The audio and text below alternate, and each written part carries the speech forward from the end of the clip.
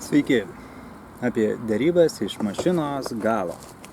Taigi, šiandien vėlgi išgirsime ir išmoksime keletą gudrybių apie tai, kaip vesti sėkmingas derybas ir ką vertėtų žinoti apie tai.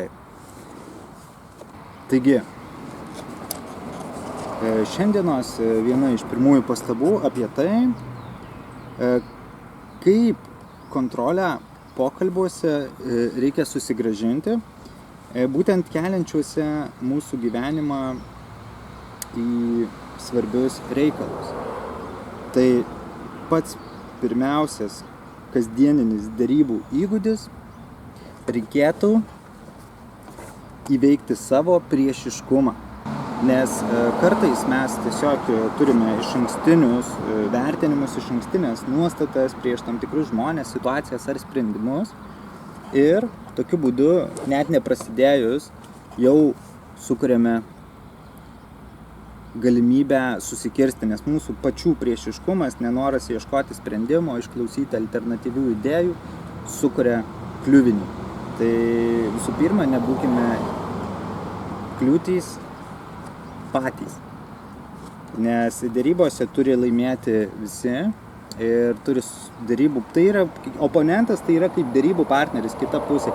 Mes siekime jam duoti tai, ko jis trokšta, ir mes siekime gauti iš jo, ko mes trokštame. Turime apsikeisti panašia arba vienoda verte. Taip pat sėkmingoms deryboms yra būtina pasiruošti, tiesiog būtina pasiruošti, turime susipažinti su medžiaga, su iššūkiais, su tai netgi apibrėžti tai, ko mes patys siekiame, ko norėtume, kas mus patenkintų, tenkintų. Tai pasiruošimas, namų darbai prieš einant į situaciją yra, aš manau, daugiau negu sveika praktika, praktiškai būtina, norint pasiekti tikslą, kažkokį padorų rezultatą.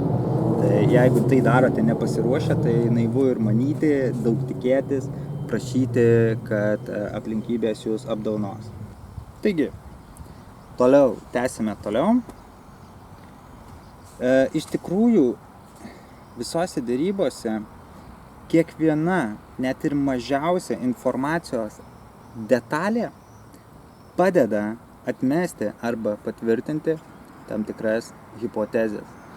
Prielaidas, kuriomis remiantis mes stipriname arba silpniname savo pozicijas. Ir todėl pačioje pradžioje labai kritiškai svarbu rinkti informaciją ir susikurti arba pasitvirtinti netgi prielaidas, kurios iš anksčiau buvo kėlusios. Taigi, puikūs derybininkai kelia klausimus apie prielaidas, kurios buvo susikūrę anksčiau, o taip pat, kurias kiti galėtų arba iš tikrųjų net ir priima kaip neginčiamus faktus, aksiomas. Tai jūs, kad ir kokia situacija bebūtų, kelkite jai prielaidos, o ne aksiomos statusą. Todėl net ir dėl tos priežasties emociškai, sakykime, ir intelektualiai lieka atviresni visoms galimybėms visi tie, kas palieka kaip prielaidos, o ne fakto poziciją.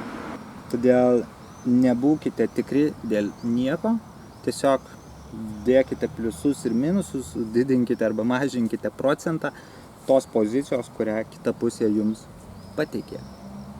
Nes gali būti pasikeitus aplinkybėms tie procentai ženkliai keistis. Toliau, kita pozicija. Kuo mažiau stengtis atrodyti svarbus. Tuo iš tikrųjų realiai būna svarbesni tie žmonės. Nes jeigu jūs sako tą mėgstamą tai ar tu žinai, kas aš toks ten. Tai, ką galiu pasakyti, greičiausiai tik tas pavadinimas ir atspindi tą žmogų, nes svarbiausi žaidėjai nori būti nežinomi ir atvirkščiai, silpni žaidėjai nori būti labai matomi ir žinomi. Dėja, gal tai nebūtų auksinė taisyklė, bet neretai, ypač svarbiausia situacijose, kai būna keli darybiniai raundai, svarbesni žaidėjai paaiškėja vėliau, ne iš pat pradžių.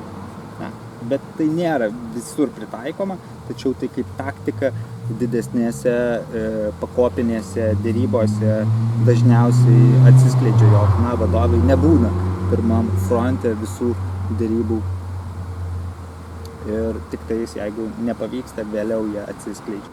Taip pat labai svarbu, kai kita pusė turi kažkokių abejonių, dėrybų, galima sakyti, partneris ar oponentas, kai kita pusė turi tokių įvairių abejonių, mes jį galim pavadinti šizofreniku.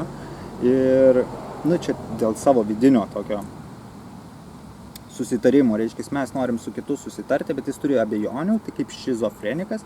Ir tas šizofrenikas yra būtent mūsų konkurentas, nes mes norim susitarti su žmogumi, prasmingą susitarimą, tačiau jo galvoje kalbantis balsas, vadinamasis šizofrenikas, jis neleidžia mums prieiti susitarimo, nes jis turi visokių abejonių, argumentų ir būtent tas žmogus klausosi tik savo balsų galvoje ir mums reikia pasiūlyti argumentus, apginti, kodėl tas šizofrenikas ir mažas balselis galvoje yra neteisus, kodėl mūsų pozicija yra gera, geresnė.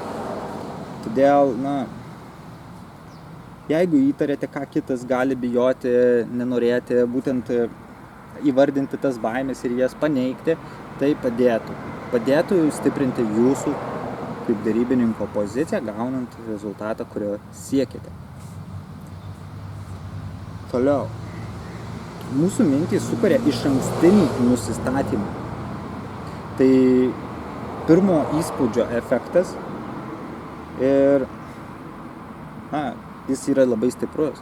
Ir jeigu tas pats šizofrenikas kažką pačioj pradžioj dar prieš susitinkat su jumis, ar vos susitikus, sudaro pirminį negerą įspūdį, tai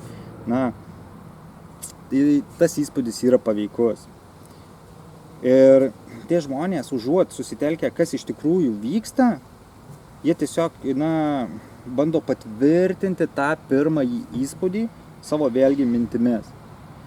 Ir daugelis žmonių susitelkia tiek į savo argumentus, būtent kalba tai, ką nori pasakyti, bet tu ten toks blogas, čia pirmas įspūdis kažkoks buvo negeras, ar panašiai, sakykime, ar pasiūlymas pirminis buvo negeras ir jie susitelkia į tai, kaip užginčyti jūsų poziciją arba pagrįsti tą pirmą savo įspūdį, jog negeba tiesiog išklausyti kitos pusės. Tokiu būdu kaip ir panašu, kad klausosi, bet iš tikrųjų negirdi, nes jie turi išankstinį kažkokį nuostatą, vadovaujasi jie, bando ją argumentuoti ir negirdi jokių kitų argumentų. Tai su tokiu žmogumi jūs tiesiog argumentų mūšio negalite vystyti, jūs visų pirma turite prisibelsti prie jo, kad jis pradėtų bent jau klausytis. Nėra ko pradėti dėrėtis, jeigu jis net negirdi jūsų.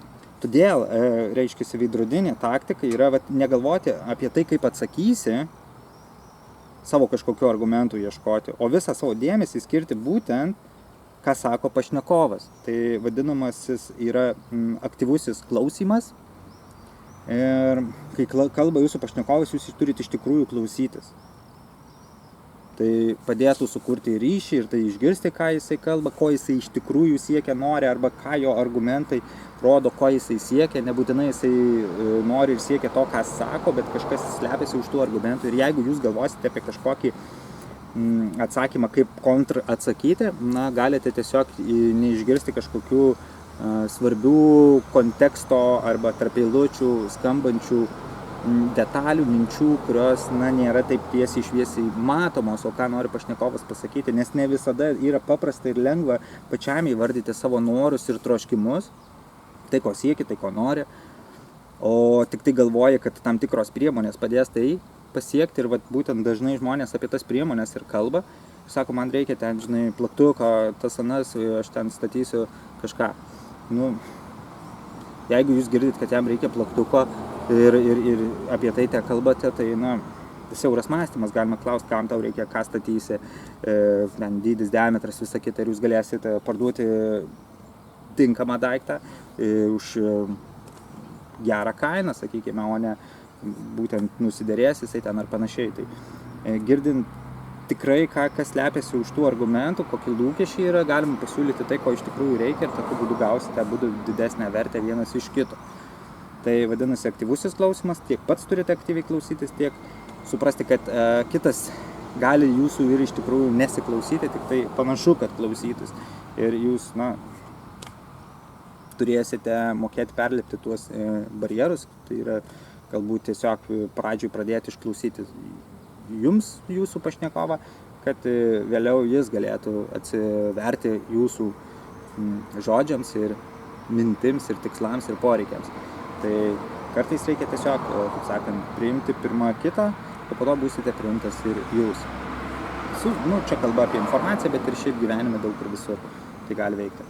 Tai dėkui, kad skirite laiko savo kompetencijoms. Ačiū ir iki.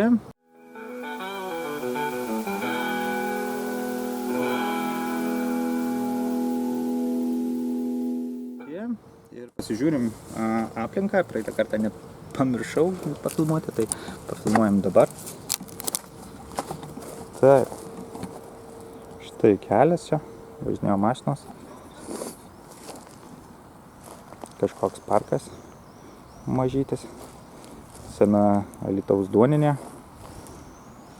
Na ir kažkokia teritorija. Čia įsukau prie vartų. Tai dėkui, kol kas iki.